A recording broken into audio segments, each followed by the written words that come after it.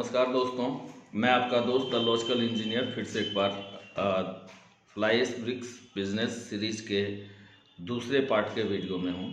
इस पार्ट का टॉपिक है government policies about fly ash bricks. तो गवर्नमेंट की पॉलिसी को जानने से पहले सबसे पहले इसको जानिए कि गवर्नमेंट का सिचुएशन क्या है, गवर्नमेंट का पोजीशन क्या है इस बिजनेस के संदर्भ में। तो सबसे पहला पोजीशन क्या है कि पेरिस में जलवायु समझौता हुआ था आई थिंक 2009 में पहली बार। तो उस बार और उसके बाद कंटिन्यू होता आया है। तो हर बार वहाँ पे एक प्रोटोकॉल बनाया जाता है, एक चार्टर बनाया जाता है कि जितने भी मेंबर कंट्रीज़ हैं इन सबों को 2030 तक कार्बन न्यूट्रल होना है। मतलब कार्बन इमिशन जो अपने इंडस्ट्री के ज़रिए और ट्रांसपोर्टेशन के ज़रिए या किसी अदर सेक्टर के ज़रिए जो कार्बन इमिशन हो रहा है, जिससे ओजोन के लेयर को काफ़ी क्षति पहुंच रही है और उससे सूर्य की जो अल्ट्रावायलेट रेज हैं, इन रेज का मानव जीवन के ऊपर, उसके स्किन के ऊपर बुरा प्रभाव पड़ने का जो है वैज्ञानिकों का ये, तो उसको रोकने के लिए कार्बन इमिशन कम करना है। दूसरा क्या है, कार्बन मतलब ग्रीन इकोनॉमी की बात हो रही है, तो उस ग्रीन इकोनॉमी में कार्बन इमिशन कम करना है। ये गवर्नमेंट का पोजीशन है और सभी कंट्रीज़ ने मिलके एक समझौता के ऊपर हस्ताक्षर किया गया हुआ है कि हम सभी धीरे धीरे अपने देश में कार्बन उत्सर्जन को कम करेंगे और 2070 तक बिल्कुल ही न्यूट्रल कर देंगे। जो सालाना जो ग्रोथ रेट है कार्बन इमिशन का, पॉपुलेशन बढ़ने की वजह से, डिमांड बढ़ने की वजह से, तो उसको, उस ग्रोथ को जीरो करना है, न्यूट्रल करना है और 2070 तक 100% ग्रीन इकोनॉमी में कन्वर्ट हो जाना है। चाहे वो आप बिजली बना रहे हो, एक सरकार के तौर पे आप बिजली बनाते हैं तो आप अभी कोयला, और 70% इंडिया में तो थर्मल पावर प्लांट से ही बिजली बनता है, तो उसमें कोयला का ही ज़रूरत होता है। उसके बाद स्टील इंडस्ट्री है, ब्रिक इंडस्ट्री है और भी बहुत सारी इंडस्ट्री जहाँ पे बॉयलर चलाया जाता है या चाहे कोयला को जलाया जाता है किसी न किसी रूप में। तो सभी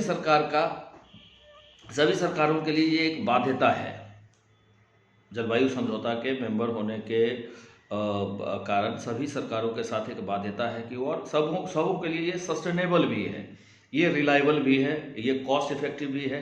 जो ग्रीन इकोनॉमी की बात हो रही है तो सभी सरकार चाहती है कि उधर जाए ही, मतलब स्वयं ही चाह रही है, इसलिए उस समझौते का भी पार्ट है। कोई भी गवर्नमेंट है तो गवर्नमेंट का खुद का इंटेंशन है कि भाई ग्रीन इकोनॉमी जो है वो सस्टेनेबल होती है। तो गवर्नमेंट का ये पोजीशन है। दूसरा पोजीशन क्या है गवर्नमेंट का इस बिजनेस के संबंध में कि लैंड इरोजन क्या हो रहा है कि एक तो लगभग मतलब 5000 एकड़ ज़मीन हर साल चिमनी के ईंट बनने के कारण जो है खोद दी जाती हैं और उसमें उसके फर्टाइल होने में काफ़ी टाइम लगता है। तो एक तरफ तो वो है और ये बहुत कम है।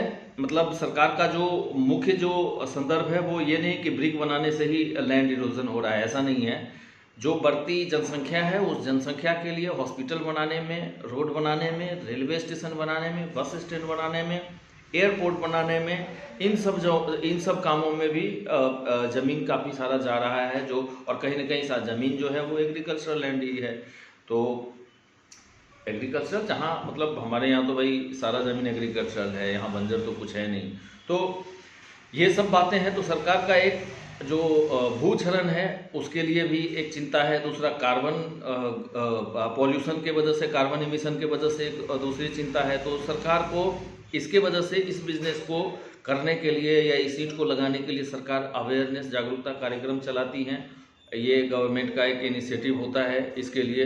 दूसरा क्या है कि इस बिज़नेस को करने के लिए जब आप बैंक से लोन लेने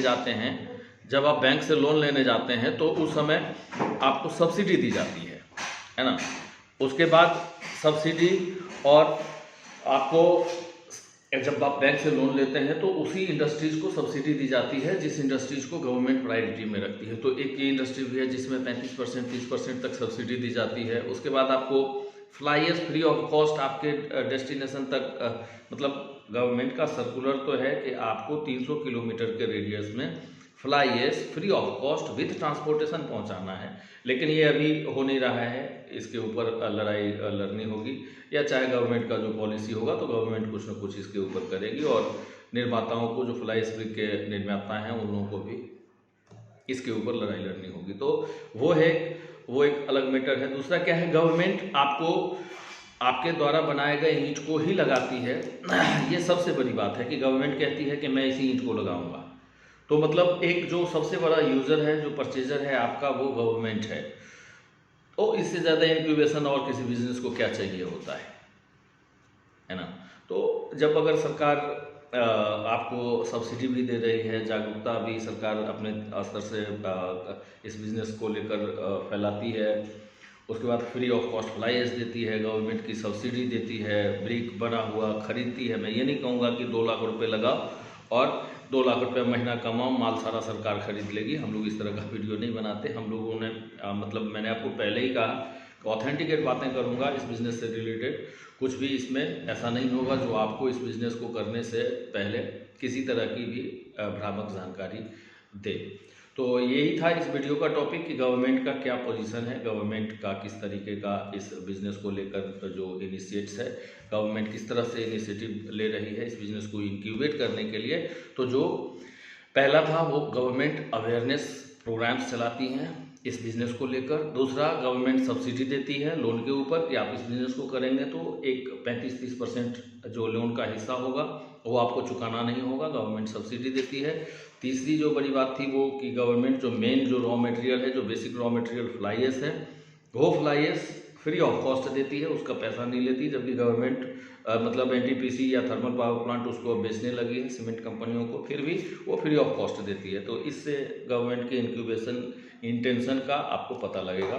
दूसरा जो सबसे लास्ट है कि किसी भी सामान को बनाने के बाद बेचने की चिंता होती है, तो यहाँ आप निश्चिंत रहिए। अभी आप किसी भी फ्लाई ऐश ब्रिक प्लांट के आज की स्थिति में की बात कर रहा हूँ, अभी आप किसी भी फ्लाई ऐश ब्रिक प्लांट पर चले जाएंगे, सब जगह ऑर्डर है, क्योंकि गवर्नमेंट के बहुत सारे प्रोजेक्ट्स चल रहे हैं और गवर्नमेंट इस सेक्टर में बहुत सारा काम करेगी, करना ही पड़ेगा, क्योंकि इतनी बड़ी आबादी को जो बेसिक इंफ्रास्ट्रक्चर देना है उसके लिए काफ़ी हम लोग अमेरिका इंग्लैंड से 40-50 साल पीछे हैं कंस्ट्रक्शन में और इंफ्रास्ट्रक्चर में।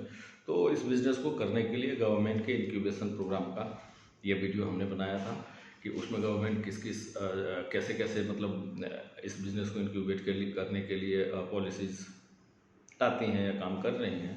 तो इस वीडियो में बस इतना ही।